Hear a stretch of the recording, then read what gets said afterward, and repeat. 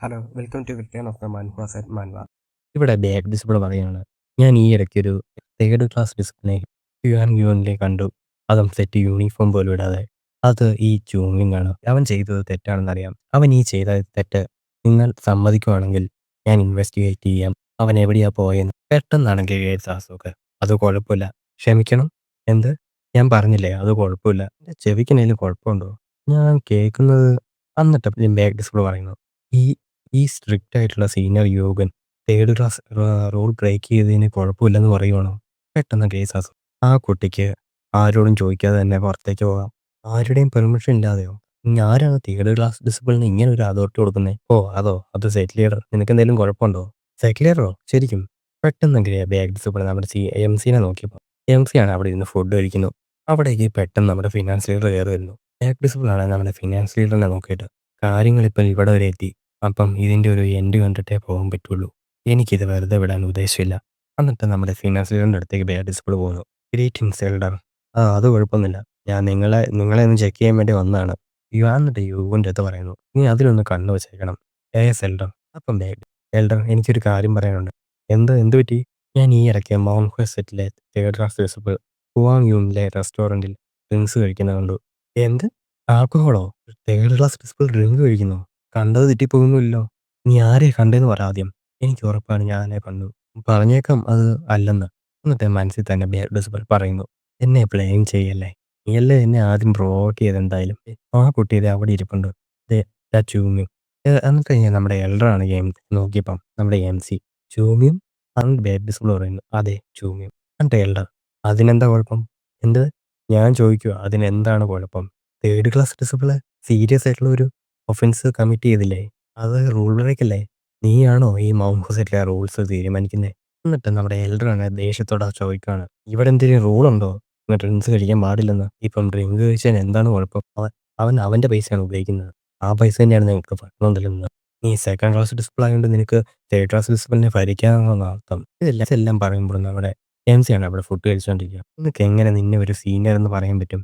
നീ ആ കൂടെ ചെയ്യുന്ന ആ സോഡ് സിങ് ചെയ്യും, പിന്നെ നീ ആഹാരം കഴിക്കും. എന്നിട്ട് നീ മറ്റുള്ളവരുടെ കുറ്റം കണ്ടുപിടിക്കാനാണ് നിന്റെ തല ഇന്ന് തല്ലിപ്പൊളി. നിങ്ങളെല്ലാം ഈ ഫുഡ് കഴിക്കാൻ തന്നെ കാരണം ഈ ജൂനിയറാണ്.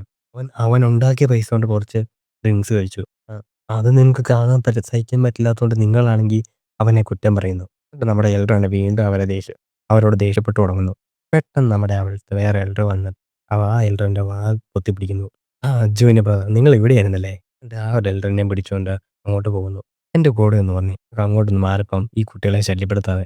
ഇതെല്ലാം കണ്ടു ഞെട്ടി നമ്മുടെ ബാക്ക് ഡിസിപ്പിൾ എന്നിട്ട് എം സിനെ നോക്കുന്നു. എം സിയാണ് അപ്പുറം ഫുഡ് കഴിക്കുന്നു. ഇവിടെ എന്താ ഈ സംഭവിക്കുന്നത്? എന്നിട്ട് അടുത്ത് കാണിക്കുന്നത് സീനിയർ ബ്രദർ. നിങ്ങൾക്കിത് സ്ട്രേഞ്ച് ആയിട്ട് തോന്നുന്നില്ല? സെറ്റ് ലീഡർ മാത്രമല്ല ഈ എൽഡർ യൂണിഫോമും സീനിയർ യോഗനും എല്ലാവരും നിങ്ങൾക്ക് തോന്നില്ല എൽഡേഴ്സ് എല്ലാവരും ആ കുട്ടീനെ സപ്പോർട്ട് ചെയ്യാവുന്ന കൂടുതൽ ആ സീനിയർ യുവും ഇതുപോലെ തന്നെയാണ്. നമ്മുടെ അടുത്ത് വല്ലപ്പോഴും സംസാരിക്കുന്ന സീനിയർ യു ഇങ്ങോട്ട് ചെന്നിട്ട് അവൻ്റെ അടുത്ത് സംസാരിച്ചിരുന്നു. പെട്ടെന്ന് എൽഡസ്റ്റ് ബ്രദർ ബേയാക്സാണ്. Yes senior brother. നിർത്ത്. ആവശ്യമില്ലാത്ത കാര്യത്തിൽ ദേഷ്യപ്പെടണ്ട. പക്ഷേ ഇത് കേട്ട് ഞെട്ടിയിട്ട് ആ ഡിസിപ്പിൾ യെസ് സീനിയർ ബ്രദർ. വീണ്ടും ഡിസിപ്പിൾ പറയുന്നു. എനിക്കിപ്പോഴും ഇത് അൺഫെയർ ആയിട്ട് ഫീൽ ചെയ്യുന്നത്. ഇത്രയും നാളും കഷ്ടപ്പെട്ട് ട്രെയിൻ ചെയ്തു. എന്നിട്ട് നമ്മളെ വെൽക്കം പോലും ചെയ്യാതെ ആ കുട്ടീനെ അവർ സപ്പോർട്ട് ചെയ്യുന്നു കൂടുതൽ. അപ്പോൾ നമ്മുടെ ബാക്ക് ഡിസിപ്പിൾ പറയുന്നു.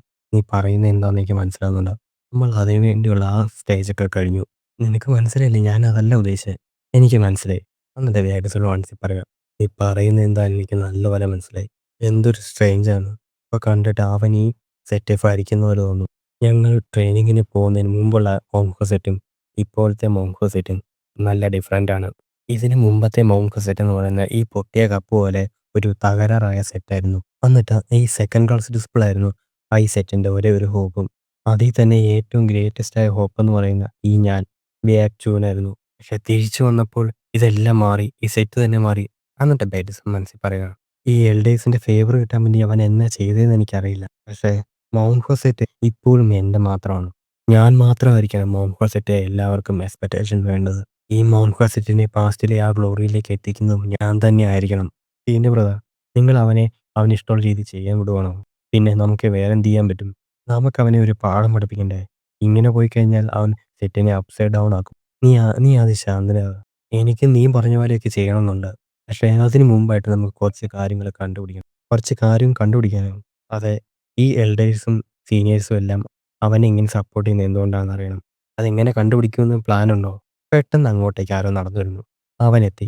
അകത്തേക്ക് കയറി വരൂ. അവിടെ നമ്മുടെ യോങ് ജോൺ. ഞാൻ യോങ് ജോൺ സീനിയേഴ്സിനെ ഗ്രീറ്റ് ചെയ്യുന്നു. Welcome Yong John. നീ ഈ സീനിയർ ബ്രദേഴ്സ് ഒന്നും ഇല്ലാത്ത സമയത്ത് നീ ഒരുപാട് കഷ്ടപ്പെട്ട് കാണും. ഈ എൽഡേഴ്സിനെയൊക്കെ ടേക്ക് കെയർ ചെയ്യാൻ വേണ്ടി. ഏയ് അങ്ങനെയില്ല. ഞാൻ എൻ്റെ ഡ്യൂട്ടിയാണ് ചെയ്തത്. ആ അത് ശരിയാണ്. അതെൻ്റെ ഡ്യൂട്ടിയാണ്. പക്ഷേ ഈ മൗണ്ട് ഹോസ്പിറ്റലിൽ ഇപ്പോൾ നടക്കാൻ പാടില്ലാത്ത കാര്യങ്ങളാണ് നടക്കുന്നത്. അതും ഒരു ചെറിയ കുട്ടി കാരണം. നിങ്ങൾ പറയുന്നത് ആ ച്യൂമിങ്ങിനെ കുറിച്ചാണോ? എന്നോട് ക്ഷമിക്കണം. ഒരു സീനിയർ എന്ന നിലയിൽ അവനെ എനിക്ക് മാനേജ് ചെയ്യാൻ പറ്റിയില്ല. അത് എൻ്റെ തെറ്റാണ്. നിങ്ങൾക്കതിന് വേണമെങ്കിൽ എന്നെ പണിഷ് ചെയ്യാം. അവൾ പ്രിൻസിപ്പൾ പറയുന്നു. ഞാനില്ലാത്ത സമയത്ത് ഇവിടെ എന്താ സംഭവിച്ചതെന്ന് പറ. കേട്ടിട്ട് എന്ത് ചെയ്യണമെന്ന് ഞാൻ പറയാം. എന്നിട്ട് യൂഞ്ചനാണ് മനസ്സിൽ ആലോചിക്കുകയാണ്. അവിടെ നമ്മുടെ എംസി ഒരു കട്ടിലേക്ക് കിടക്കുകയാണ്. യൂഞ്ചനാണ് ചോദിക്കുകയാണ്. സീനിയർ ബേക്ചുൻ എന്നെ കാണണമെന്ന് പറഞ്ഞു പ്രൈവറ്റായിട്ട്. ഓ എന്നാ പോ. അങ്ങനെ പോയി കഴിഞ്ഞാൽ നമ്മൾ ഇതുവരെ ചെയ്ത് വേസ്റ്റ് ആയി പോയില്ലേ? അത് ശരിയാണോ? അത് ശരി തന്നെയാണ്. നീ ഇപ്പോൾ പോ. എന്നിട്ട് പ്രസന്റിലേക്ക്. എനിക്ക് കൂടുതൽ പേടി തോന്നുന്നു. ഷോമിയും പ്രത്യേകിച്ചൊന്നും പറയാത്തതുകൊണ്ട്. അവൻ എന്തെങ്കിലും പറഞ്ഞായിരുന്നെങ്കിൽ എനിക്ക് ഇത്ര ഒരു പേടി തോന്നില്ലായിരുന്നു. സീനിയേഴ്സിൻ്റെ അടുത്ത് ഇത് പറയുന്നത് ശരിയാണ്. പക്ഷേ ഞാൻ അങ്ങനെ പറഞ്ഞു കഴിഞ്ഞാൽ ഞാൻ ച്യൂമിങ്ങിനെ ബിട്രേ ചെയ്യുന്ന പോലെ തോന്നുന്നു. എന്നിട്ട് നമ്മുടെ യോങ്ജോൺ പറഞ്ഞു തുടങ്ങുന്നു. ഇത് തുടങ്ങുന്നത് ആദ്യം ച്യൂമി നമ്മുടെ സെറ്റിൽ എൻട്രി ചെയ്ത സമയം തൊട്ടാണ്. അത് കഴിഞ്ഞിട്ട് ഇതെല്ലാം കേട്ടിട്ടാണ് നമ്മുടെ ബേറ്റേഴ്സ്. അപ്പോൾ നീ പറയുന്നത് ആ ചെക്കൻ നമ്മുടെ സെറ്റിൻ്റെ ട്രഷേഴ്സും മാർഷൽ ബുക്കും എല്ലാം കണ്ടുപിടിച്ചു. അതെ സീനിയർ. ഇതിൻ്റെ ഒപ്പം തന്നെ അക്കൗണ്ട് ബുക്കും പിന്നെ നമ്മുടെ മോൺഹോ സെറ്റിൻ്റെ കടങ്ങളും തീർത്തു. അതിനും ഒപ്പം നമ്മുടെ ബിസിനസ് തിരിച്ചെടുക്കുകയും ചെയ്തു. അല്ലേ? അത് ശരിയാണ്. പിന്നെ അവൻ എൽഡർ വാങ്ങിനെ ക്യൂർ ചെയ്തു. മോൺഹോ മർച്ചന്റ് ഗിൽഡിൻ്റെ മാസ്റ്ററിനെ. അതിന് പകരമായിട്ട് അവൻ നമ്മുടെ മോൺഹോസിനെ ഇപ്പോൾ നോക്കുന്നു. അതും ശരിയാണ്. ശരി, നിനക്കിപ്പോൾ തിരിച്ചു പോകാം. Senior brother. അതിനുശേഷം അവിടെ ഉണ്ടായിരുന്ന ബാഗ്ഡിസ് അവൻ പറഞ്ഞത് മൗണ്ട് ഹോസ്പിറ്റലിൽ ഉണ്ടായിരുന്ന എല്ലാ പ്രശ്നങ്ങളും അവൻ തീർത്തു എന്നല്ലേ? എന്നിട്ട് ബാറ്റസ് എനിക്കിപ്പോൾ മനസ്സിലായി എന്തുകൊണ്ടാണ് എൽഡേഴ്സ് അവനെ അങ്ങനെ ട്രീറ്റ് ചെയ്യുന്നത്. ഇത് വെറും ഒരു ഗ്രേറ്റ് കോൺട്രിബ്യൂഷൻ മാത്രമല്ല. അവൻ ഇൻഫോ മർച്ചൻറ്റുമായിട്ട് ഇൻവോൾവ് ആയതുകൊണ്ട് പൈസ ഉണ്ടാക്കും തോറും അവൻ്റെ ഇൻഫ്ലുവൻസും കൂടി വരും. അപ്പോൾ മനസ്സിലായി എൽഡർ എന്തുകൊണ്ട് അവനെ പ്രൈവറ്റായിട്ട് മീറ്റ് ചെയ്തു എന്ന്. പക്ഷേ ശരിക്കും നിങ്ങളൊന്ന് തിങ്ക് ചെയ്ത് നോക്കിയാൽ അത്ര വലിയ ഗ്രേറ്റ് കോൺട്രിബ്യൂഷൻ ഒന്നും അല്ല. നീ എന്തായി പറയുന്നത്? ഒന്ന് ആലോചിച്ച് നോക്കിയേ. നമ്മുടെ മോൺഹോസ് ഒരു മാർഷൽ ആർട്ട് സെറ്റ് അല്ലേ? അപ്പം ഒരു പൈസ ഉണ്ടാക്കുന്ന കുട്ടീനെ മാത്രം അവർക്ക് എങ്ങനെ ഫേവർ ചെയ്യാൻ പറ്റും? അങ്ങനെയാണെങ്കിൽ നമ്മുടെ സെറ്റ് ഒരു അപ്സൈഡ് ഡൗൺ ആയി എന്നർത്ഥം. ജൂനിയർ ബ്രദർ നിന്റെ വാക്കുകൾ സൂക്ഷിച്ചു പ്രയോഗിക്കുക. ഈ നമ്മുടെ സീനിയേഴ്സോ ഗ്രാൻഡ് സീനിയേഴ്സോ ഇത് കേട്ട് കഴിഞ്ഞെങ്കിൽ അവർക്കത് അത്ര ഇഷ്ടപ്പെടില്ല. ഇത് കേട്ടിട്ട് ബാഡ് ഞാൻ അങ്ങനെയല്ല ഉദ്ദേശിച്ചത്. അപ്പം മറ്റേ ബാഡ് എങ്ങനെയാണെങ്കിലും നീ പറഞ്ഞത് സെറ്റല്ല. നമ്മുടെ സെറ്റ് ഒരു മാർഷൽ ആർട്ട് സെറ്റ് തന്നെയാണ്. നമ്മുടെ ഈ സെറ്റിലെ ഏറ്റവും ഇമ്പോർട്ടൻ്റ് ആയ കാര്യം എന്ന് പറയുന്നത് മാർഷൽ ആർട്സ് തന്നെയാണ്. അതിനുമുപരിയായിട്ട് മൗൺഹോ ആൻഡ് സദേനേറ്റ്സ് കോൺഫറൻസ് വരാൻ പോവുകയാണ്. എൽഡേഴ്സ് ഈ കോൺഫറൻസ് അടുത്തു എന്ന് മനസ്സിലാക്കുമ്പോൾ ആ കുട്ടിക്ക് ഒത്തിരി പരിഗണന നൽകില്ല. നമ്മളിപ്പോൾ മാർഷൽ ആർട്സിൽ ഫോക്കസ് ചെയ്യണം. കുറച്ചാൾ കഴിയുമ്പോൾ കാര്യങ്ങളൊക്കെ ശരിയാവും. പെട്ടെന്ന് ആ ബാക്ക് ഡിസിപ്ലിൻ സീനിയർ ബ്രദർ ഈ തേർഡ് ക്ലാസ് ഡിസിപ്പിൾസും നമ്മുടെ കൂടെ പങ്കെടുക്കില്ലേ കോൺഫറൻസിൽ? അതെ, അതിനെത്ര പേടിക്കാനെന്നുള്ളത്. അപ്പം നമ്മൾ മാത്രമല്ല ട്രെയിൻ ചെയ്യേണ്ടത്. ഈ തേർഡ് ക്ലാസ് ഡിസിപ്പിള് നാണം കെടാതെ നമ്മളെ പ്രിവെൻറ്റ് ചെയ്യണ്ടേ? കുറച്ചുകൂടെ വ്യക്തമാക്കി പറ. നമ്മൾ നമ്മുടെ മാർഷൽ ആർട്സും ട്രെയിനിങ്ങും മാത്രം നോക്കുന്നത് ശരിയാണ്. പക്ഷേ ഒരു സീനിയർ ബ്രദർ എന്ന നിലയിൽ അത് ശരിയല്ല. നമുക്കെന്തുകൊണ്ട് അവരുടെ ട്രെയിനിങ് ഒന്ന് നോക്കിക്കൂടാ? നീ ശരിക്കും മൗൺഹോ സെറ്റിന് നല്ലത് മാത്രം ആലോചിക്കുന്ന ഒരുത്തനാണ്. എന്നിട്ട് ബാഗ്ഡിസിൽ മനസ്സിൽ അതെ, ഇത് മാത്രം കൊണ്ട് എൽഡേഴ്സിൻ്റെ അറ്റൻഷൻ കിട്ടില്ല. നമ്മൾ കാര്യങ്ങൾ വെറുതെ വിടുവാണെങ്കിൽ അവർ നമ്മളെക്കാളും വലുതാകും. എനിക്ക് അവനെ ഒരു പാഠം പഠിപ്പിക്കണം. എന്നിട്ട് ബാഗ്ഡിസിൽ പറയുന്നു, ആ കുട്ടി ച്യൂമി മാർഷൽ ആർട്സിൽ ടാലൻറ്റഡ് ആയാൽ മതിയായിരുന്നു. അല്ലെങ്കിൽ ഞാൻ ചെയ്യാൻ പോകുന്ന കാര്യങ്ങൾ അവന് കുറച്ച് പാടായിരിക്കും. അന്ന് തിരിച്ചു വന്ന യോജനാണ് നമ്മുടെ എംസിയുടെ അടുത്തേക്ക് പോകുന്നത്. എംസി അവിടെ കിടക്കുകയാണ്. ഇവൻ ഉറങ്ങുവാണോ? ആ ഞാൻ വിഷമിച്ചത് വെറുതെയാണ്. അപ്പോൾ നമ്മുടെ എംസി ഒരു ഗ്ലാസ്സോടെ. അപ്പോൾ യോജൻ ഒരു സീനിയർ ബ്രദർ എന്ന നിലയിൽ എൻ്റെ ഡിഗ്നിറ്റി എവിടെ പോയി? അപ്പോൾ ജോബി സീനിയർ ബ്രദർ എങ്ങനെ ഉണ്ടായിരുന്നു കാര്യങ്ങൾ? അവൻ എൻ്റെ അടുത്ത് ചൂമിങ്ങിനെ കുറിച്ച് കാര്യങ്ങളൊക്കെ ചോദിച്ചു. നീ എന്താ പറഞ്ഞേ? അവനെ ബെട്രേ ചെയ്തോ? ബിട്രേ ചെയ്യാനോ? ഒരു സീനിയർ ബ്രദർ അടുത്ത് സംസാരിക്കേണ്ട രീതിയാണോ അത്? പക്ഷേ ജോബിൽ ഇതൊന്നും മനസ്സിലാവുന്നില്ല. ആ വിട്ടേക്ക്. അതെല്ലാം ഹൈഡ് ചെയ്ത് വെക്കുന്ന കാര്യമില്ല. അത് ശരിയാണ്. സീനിയേഴ്സ് പെട്ടെന്ന് തന്നെ കണ്ടുപിടിക്കും. അപ്പോൾ അവൻ എങ്ങനെയാ റെസ്പോണ്ട് ചെയ്തത് ഇതിന്? അത് ഉറപ്പല്ലേ? എന്നും പറഞ്ഞ് നമ്മുടെ എംസിനെ നോക്കി. എന്നിട്ട് മനസ്സിൽ പറയാണ്, ഈ ഭ്രാന്തൻ ആരാണ് സെക്കൻഡ് ക്ലാസ് ഡിസിപ്പിൾസിൻ്റെ അടുത്തും ഗ്രാൻഡ് സീനിയേഴ്സിൻ്റെ അടുത്തും ഇതുപോലെ പെരുമാറുന്നത്? ആ സീനിയർ ബാഗ്ചും തേർഡ് ക്ലാസ് ഡിസിപ്പിളിൻ്റെ അടുത്തത്ര സ്ട്രിക്റ്റ് ഒന്നും അല്ലായിരുന്നു. കാര്യങ്ങളൊക്കെ ഇങ്ങനെ ആയതുകൊണ്ട് ഇനി എന്താ സംഭവിക്കുന്നതെന്ന് പറയാൻ പറ്റില്ല. അപ്പോൾ നമുക്കെല്ലാം പണി വരുന്നു അല്ലേ? അത് ഉറപ്പല്ലേ? അവർക്കൊന്ന് ദീർഘശ്വാസം വിട്ടിട്ട് എന്തായാലും സീനിയേഴ്സ് വരുമെന്ന് അറിഞ്ഞപ്പോൾ ഇങ്ങനെയൊക്കെ സംഭവിക്കും നമ്മൾ എന്തായാലും ഒന്ന് ഊഹിച്ചാണ്. അതെ, നീ എല്ലാവരെയും ഇങ്ങോട്ട് വരാൻ പറ. എന്നിട്ട് പറ, നീ തൊട്ട് സീനിയേഴ്സിൻ്റെ അടുത്ത് കുറച്ച് കെയർഫുൾ ആയിട്ടിരിക്കാൻ. ശരിയെന്നുണ്ട് ജോബിൽ അങ്ങ് നടന്നു പോകുന്നു. പക്ഷേ സീനിയർ ബ്രദർ, എന്ത്? എനിക്കൊരു സംശയമുണ്ട്. എന്ത്? ഇപ്പം ഈ സീനിയർ ബേക്ചുവിനും നമ്മുടെ ചൂമിങ്ങും ഫൈറ്റ് ചെയ്താൽ ആരായിരിക്കും ജയിക്കുന്നത്? യോജനാണെന്ന് മനസ്സിൽ ആലോചിച്ചിട്ട് നീ ഇപ്പോൾ വേറൊന്നും പറയാതെ ഞാൻ പറഞ്ഞതെന്ന് കേട്ടാൽ മതി. ജോബിൽ അങ്ങോട്ട് പോകുന്നു. യോജുവിനാണ് മനസ്സിൽ പറയുന്നത്. ഇവൻ ശരിക്കും ഒരു പ്രശ്നമാണ്.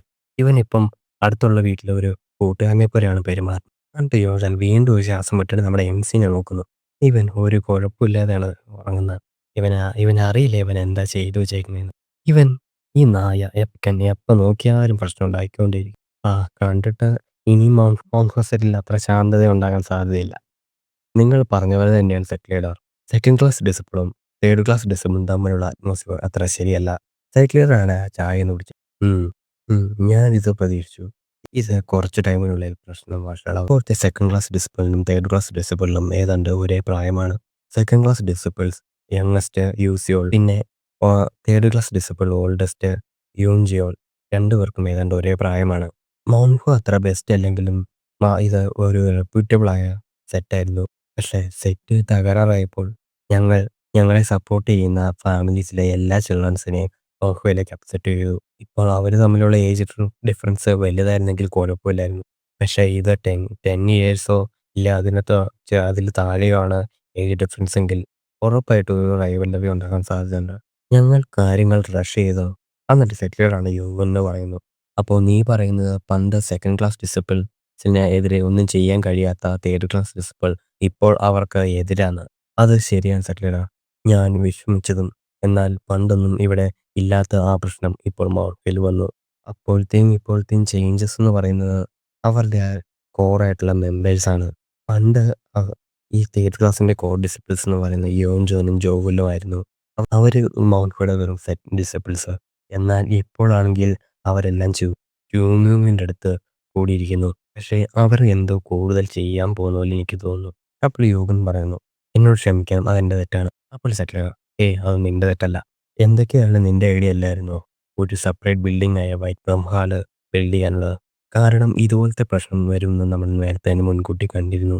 നമ്മൾ നേരത്തെ തന്നെ തേർഡ് ക്ലാസ് ഡിസിപ്ലിൻ അക്സെപ്റ്റ് ചെയ്യാൻ തുടങ്ങിയപ്പോൾ തന്നെ നമ്മളിത് ചെയ്തത് അവർക്ക് ഫസ്റ്റ് ക്ലാസ് ഡിസിപ്ലിനിൽ നിന്ന് എന്തെങ്കിലും പഠിക്കാൻ വേണ്ടിയായിരുന്നു. എന്നാൽ തേർഡ് ക്ലാസ് ഡിസിപ്ലിൻസിന് സെക്കൻഡ് ക്ലാസ് ഡിസിപ്ലിനിൽ നിന്ന് ഒന്നും പഠിക്കാനില്ലാത്തതുകൊണ്ട് അവർ കൂടുതലാകുന്നു. സെറ്റ് ലീഡർ, നമ്മളിനി എന്ത് ചെയ്യും? സെറ്റ് ലീഡർ ആണെങ്കിൽ ശാന്തമായതിൽ പറയുകയാണ്, നമ്മൾ എന്ത് ചെയ്യുന്നില്ലേ? അങ്ങനെയല്ലേ മനുഷ്യ? ഇതത്ര കുഴപ്പമില്ല അവർ നേരിട്ടൊന്ന് ഏറ്റുമുട്ടി നോക്ക്. വല്ലപ്പോഴുമൊക്കെ ഇത് എന്തായാലും പതിയെ മാറില്ലേ? പക്ഷേ സെറ്റ് ലീഡർ, ഇത് എന്തെങ്കിലും തെറ്റ് പറ്റിക്കഴിഞ്ഞാൽ ഇത് വലിയൊരു ഫൈറ്റായി മാറും. യോഗൻ, സെറ്റ് ലീഡർ, നമുക്കവരെ വിശ്വസിക്കാം. ബേയാക്ച്വൻ എന്തായാലും കാര്യങ്ങൾ അങ്ങനെ ചെയ്യുന്ന ഒരാളല്ല. എന്ത്? ബേയാക്ച്വനോ? ഇതിന് കാര്യം അങ്ങനെ മനസ്സിലായിട്ടില്ല. ഇവിടെ പ്രശ്നം ബേയാക്ച്വനല്ല, ചൂമിങ് ആണ്. ഇദ്ദേഹം ചൂമിങ്ങിന് സൊല്യൂഷൻ കൊടുക്കുന്നുണ്ട്. പക്ഷേ അവനെ ഇതുവരെയായിട്ട് നേരിട്ട് പഠിപ്പിച്ചിട്ടില്ല. അതുകൊണ്ട് തന്നെ അദ്ദേഹം ഓർത്തേക്കുന്നത് ഇവനൊരു ലക്കി സ്റ്റാർ ഓഹോയിലേക്ക് വന്നതാണെന്ന്. അപ്പോൾ സെറ്റിലർ, ഈ ബേയാക്ച്വൻ പൊളൈറ്റും അപ്രൈറ്റും ആയിട്ടുള്ള കുട്ടിയല്ലേ? അവന് ദേഷ്യം വന്നേക്കാം, അവൻ്റെ അഭിമാനത്തിൽ മുറിവും വന്നേക്കാം. പക്ഷേ ഈ ഒരു കാരണം വെച്ച് സെക്കൻഡ് ക്ലാസ്സിൻ്റെയും തേർഡ് ക്ലാസ്സിൻ്റെയും ഡിസിപ്പിൾ തമ്മിലുള്ള റിലേഷൻഷിപ്പ് അവൻ വഷളാക്കുമെന്ന് തോന്നുന്നില്ല. അവൻ കാര്യങ്ങൾ ശരിയാക്കി ചെയ്യും, നീ വിഷമിക്കണ്ട എന്നൊക്കെ സെക്രട്ടറി പറയുന്നു. അതെ, അവൻ ശരിയാക്കും. പക്ഷേ യോഗൻ്റെ മനസ്സിൽ ഫുള്ള് ടെൻഷനായിരുന്നു. ഇത് കുഴപ്പമാകും. അവിടെ പകല് കുറേ ഡിസിപ്പിൾസ് ആണെങ്കിൽ ട്രെയിനിങ് ചെയ്ത് അവശനായിട്ട് കിടക്കുവാണ്. അവർ പറയുന്നു, ഞങ്ങളെ വെറുതെ വിട്, ഞങ്ങൾക്ക് ബോഡി അനക്കാൻ പോലും പറ്റുന്നില്ല. അവിടെ നമ്മുടെ MC പറയുന്നു, ഇരുമ്പ് കൂടുതൽ ഹിറ്റ് ചെയ്യുമ്പോഴാണ് അത് സ്ട്രോങ്ങർ ആകുന്നത്. ഇരുമ്പ് അതുപോലെ തന്നെ മനുഷ്യർ കൂടുതൽ സ്ട്രോങ്ങർ ആകുന്നത് തല്ലുമ്പോൾ തന്നെയാണ്. മനസ്സിലായില്ലേ? പെട്ടെന്ന് അവിടേക്ക് നമ്മുടെ ബാക്ക് ഡിസിപ്പിൾ വന്നിട്ട്, നിങ്ങളോടൊക്കെ ആര് പറഞ്ഞു ട്രെയിനിങ് സമയത്ത് അവിടെ കിടക്കാൻ? എന്താ സംഭവിക്കുന്നതെന്ന് ജൂനിയേഴ്സിനൊന്നും മനസ്സിലാകുന്നില്ല. നിങ്ങൾ എന്താ ചെയ്യുന്നതെന്ന് അറിയാൻ വേണ്ടി വന്നതാണ്. എന്നാൽ നിങ്ങളോ ആരും ഇല്ലാത്തതുകൊണ്ട് വെറുതെ അവിടെ കിടക്കുവാണ് ട്രെയിനൊന്നും ചെയ്യാതെ. ഇതൊക്കെ നമ്മുടെ MC ആണ് നോക്കിക്കൊണ്ടിരിക്കുകയാണ്. ബാക്ക് ഡിസിപ്പിൾസ് വീണ്ടും പറയുന്നു, ഈ മൗണ്ട് ആൻഡ് സദേണിയൻസ് കോൺഫറൻസ് അടച്ചിരിക്കുമ്പോൾ നിങ്ങളിങ്ങനെ വെറുതെ ഇരിക്കാൻ പാടുണ്ടോ? നിങ്ങൾ ഇവിടെ എല്ലാം ക്ലീൻ ചെയ്തൊക്കെ നിങ്ങളുടെ ട്രെയിനിങ് കഴിഞ്ഞിട്ട് ഒരു തരി പോലും പൊടി കാണാൻ പാടില്ല. ഇതാണ് നിങ്ങളുടെ ലേസിനെസ്സിനുള്ള പണിഷ്മെൻറ്റ് എന്നും പറഞ്ഞ് അവരവിടെ നിന്ന് ഇറങ്ങിപ്പോകുന്നു.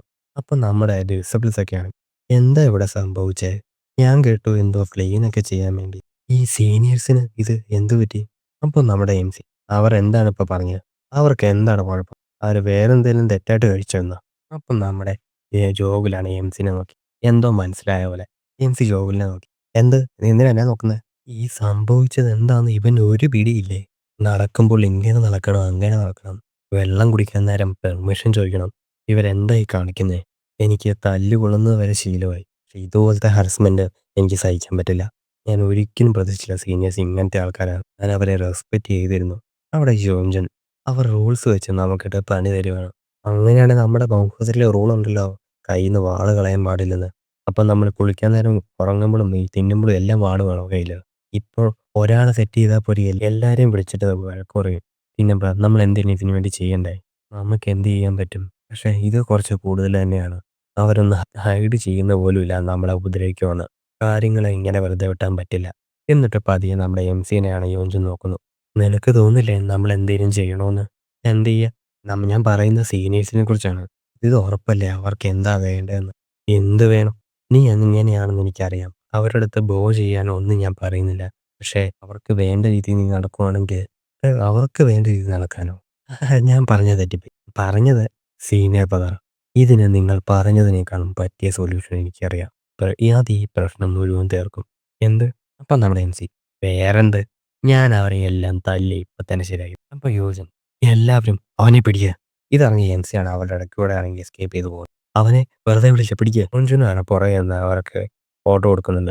അവനെ പിടിച്ചില്ലെങ്കിൽ നമ്മൾ മരിക്കും. പക്ഷേ അവരുടെ അടുത്തുനിന്നെല്ലാം എംസിയാണ് രക്ഷപ്പെട്ടു പോകുന്നത്. പെട്ടെന്ന് വേറെ വാതിൽ തുറന്ന് നമ്മുടെ എംസിനെ അവൻ പിടിക്കുക, വേറൊരുത്തും പിടിക്കാൻ തോന്നുന്നു. പക്ഷേ അവൻ്റെ അടുത്തുനിന്ന് ഞാൻ എംസി രക്ഷപ്പെടുന്നു. ഒടുവിൽ ആ വാതിൽ തുറന്ന എംസി ആണെങ്കിൽ പുറത്തേക്ക് പോകാൻ ഒരുങ്ങുന്നു. അപ്പോൾ തന്നെ പെട്ടെന്ന് അവിടുന്ന് വേറെ ആൾക്കാർ വന്ന് നമ്മുടെ എംസിയുടെ രണ്ട് കൈയിലും കയറി പിടിക്കുന്നു. ഇപ്പോൾ ഈ സമയം അവനെ പിടിക്കുക. അവിടെയുള്ള എല്ലാ ഡിസ്പ്ലേസും നമ്മുടെ മേത്തേക്ക് വീഴുന്നു. എന്നിട്ട് നമ്മുടെ എംസി പറയുന്നു, "എന്നെ വിട്." ഞാൻ പറഞ്ഞു കേട്ടില്ല, എന്നെ വിടാൻ. അപ്പോൾ ജോബിൽ അവനെ ഒരു കാരണവശാലും വിടല്ല, എന്ത് സംഭവിച്ചാലും. അപ്പം നമ്മുടെ എംസി പറയുന്നത്, "ഇവന്മാർ എനിക്ക് ഒറ്റ പ്രാവശ്യം അവന്മാരെ തല്ലിയാൽ മതി. ഒരൊറ്റ പ്രാവശ്യം. ജൂമിയോ നീ ശാന്തനാണ്. നീ അവന്മാരെ അടിച്ചു കഴിഞ്ഞാൽ നീ മൗണ്ട് സെറ്റിൽ നിന്ന് പുറത്താകും." അവിടെ നമ്മുടെ യോൻ വന്നിട്ട് മൗൻഹോ ആൻഡ് സദേൺ ഈസ്റ്റ് കോൺഫറൻസിന് ഒത്തിരി നാളുകളില്ല. അതിനെന്താണ്? ഒന്ന് ആലോചിച്ച് നോക്ക്. നിന്റെ തല്ല് കാരണം സെക്കൻഡ് ക്ലാസ് ഡിസിപ്ലിൻസിന്റെ റെപ്രസെന്റേറ്റീവായ ഡിയാക്ചുവിന് കോൺഫറൻസിൽ പങ്കെടുക്കാൻ സാധിച്ചില്ല. എന്ത് പറ്റുമെന്ന്? ഓ, അങ്ങനെയാണെങ്കിൽ അവന് ഫൈറ്റ് ചെയ്യാൻ പറ്റുന്ന രീതിയിൽ ഞാൻ അവനെ തല്ലിക്കോളാം. എനിക്കറിയത്തില്ല എൻ്റെ സ്പെഷ്യാലിറ്റി എന്നാന്ന്. ആ, എനിക്ക് നല്ലപോലെ അറിയാം. നിന്റെ സ്പെഷ്യൽ ട്രീറ്റ്മെന്റ് എനിക്കും കിട്ടിയതല്ലേ കുറേ പ്രാവശ്യം. പക്ഷേ അങ്ങനെയാണെങ്കിലും ചെയ്യാൻ പറ്റില്ല. എനിക്ക് തോന്നുന്നുണ്ടോ നിന്റെ കയ്യിൽ നിന്ന് തല്ല് മേടിച്ച സീനിയേഴ്സിന് പിന്നെ ഒരല്പമെങ്കിലും പ്രൈഡ് ഉണ്ടാവുമെന്ന്? അപ്പോൾ നമ്മുടെ എംസി പറയുന്നു, "ഇതിപ്പോൾ വെറുതെ വിട്ട് കഴിഞ്ഞാൽ ശരിയാകുമോ? നീ ഒറ്റ പ്രാവശ്യം ഇത് വിട്. ഈ മൗൺഹോ ആൻഡ് സദേൺ കോൺഫറൻസ് അത്ര വലിയ ഇവന്റാണ്. അതുകൊണ്ട് ദയവുചെയ്ത്." ഇതൊക്കെ കണ്ടിട്ട് നമ്മുടെ എംസി പുള്ളിയുടെ ആ റെസിസ്റ്റൻസ് ഒക്കെ പതിയെ വരുന്നു. അത് അറിഞ്ഞപ്പോൾ നമ്മുടെ ജോബിൽ എല്ലാവരും അവൻ്റെ മേത്തുനിന്ന് മാറുന്നു. അപ്പം ഈ മൗൺഹോ ആൻഡ് സദേൺ കോൺഫറൻസ് വരെ ഞാൻ മര്യാദയ്ക്ക് ഇരുന്നാൽ മതി അല്ലേ? അതെ, അത് തീരുന്നിടം വരെ. ശരി, നീ പറയുന്നത് ഞാൻ ഈ പ്രാവശ്യം കേൾക്കാം. നീ എന്തോരം ഹാർഡ് വർക്ക് ചെയ്തുവെന്ന് എനിക്കറിയാലോ. ഓ, നല്ലത്. എനിക്ക് ഈ കരച്ചിൽ വന്നു നിന്റെ ഈ പ്രവൃത്തി കണ്ടിട്ട്. പക്ഷേ അവർ എൻ്റെ അടുത്ത് ഫൈറ്റിന് വന്നാൽ എന്ത് ചെയ്യും? അതങ്ങനെ സംഭവിക്കുമെന്ന് എനിക്ക് തോന്നുന്നില്ല. അങ്ങനെ വന്നു കഴിഞ്ഞാൽ നിനക്ക് ഇഷ്ടമുള്ളത് നിനക്ക് ചെയ്യാം. ഓ, ശരിക്കും? അത് കലക്കി.